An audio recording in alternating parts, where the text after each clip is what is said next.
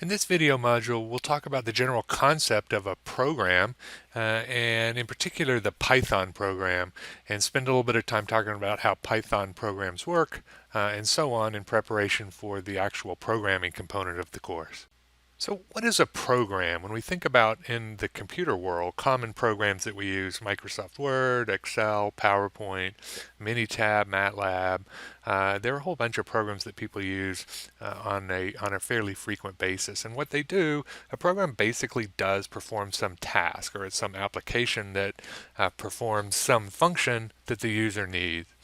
More fundamentally, what a program is it basically reads one or more files as input, might or might not interact with the user or possibly other programs, processes the information somehow, and then writes the files as output.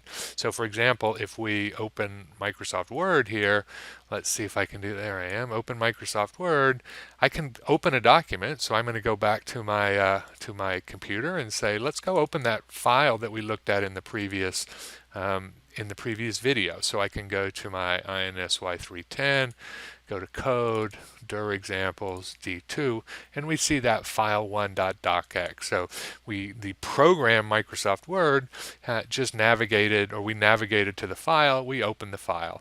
Now we can interact with the user. I could type some additional stuff, save the file, print the file, a variety of functions I could do with the file. Same thing with Microsoft Excel. Of course, it has different functions, but the same basic premise is that it reads an input file, interacts with the user, processes the information somehow, and then writes files as output. Of course, the program that we're interested in this class is the Python program. And so we're going to spend just a little while in this video talking about what exactly we mean by Python, what Python is, what the Python program does, what programming in Python really means. We're not going to actually get into the syntax of Python programs, but what we want to do is basically just understand what it is. So Python itself is a program. And so as we said before, what a program does is it reads input files, potentially interacts with the user, processes the information, and writes the file as output. So what Python can do is it reads an input file and then follows instructions that it's given. And so Python is what's called an interpreted language. And what that means is that the Python program reads the input, whether you type the input or whether it reads it from a file, and then executes the instructions. With Python, there are basically two general methods for executing. One is what's called interactive mode, and the second one is called script mode. So in this class, we're going to primarily use Python from the command prompt. So as we saw before, we can open a command prompt. And what I'm going to do here is I'm going to navigate to the directory where I store my code. And so I'm going to go cd courses INSY 3010 code. That just happens to be the directory where I store the code for this course.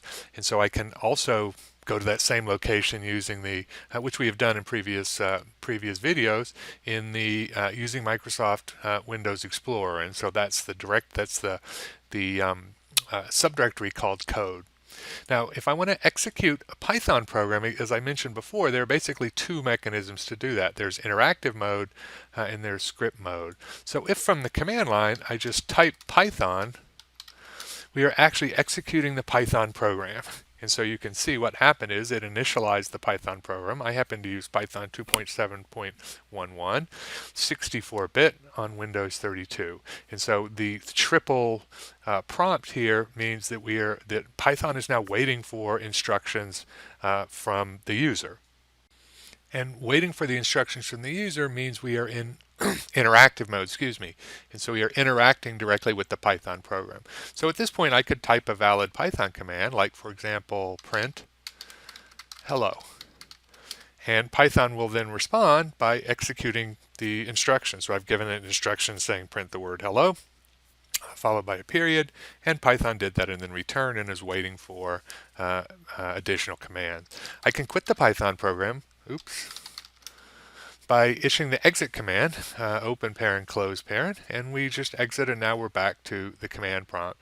And so in interactive mode, we enter the program, Python, and then we interactively give commands. The second method, general method, is what's called script mode or program mode. Script mode, you can see it there. And that's where we execute code directly. And so I happen to have a file called hello. So let's just look at that file. Type hello.py.